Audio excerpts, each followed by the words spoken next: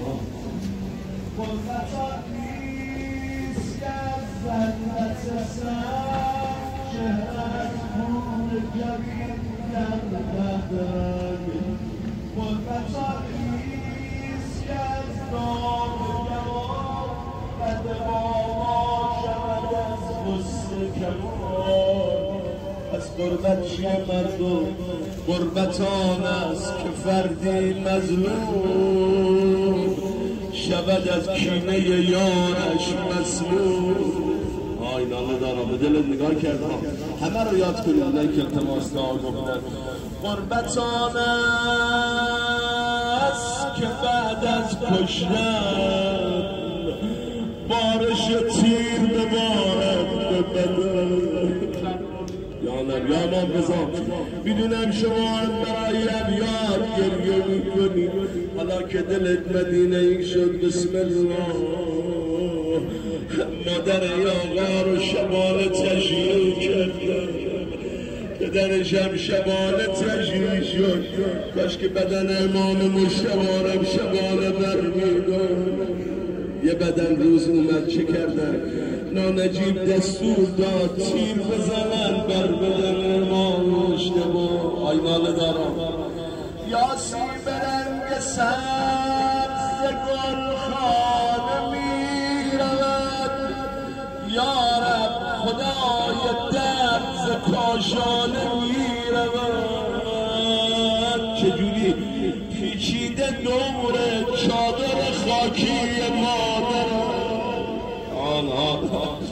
بر دست ها غریبه ای از خانه میرود. آماده این حاله بزنید اینجا هزار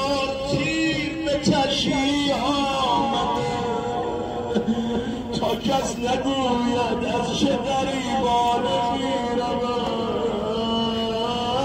رحمت خدا بر این ها خون میچکد به دوش ابوالفضل از کفر.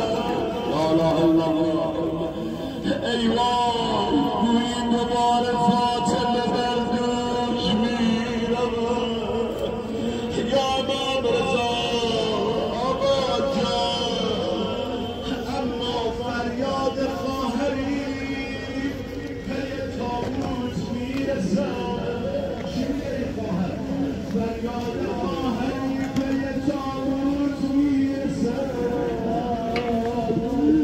مادر ندارد این که غریبان میرود.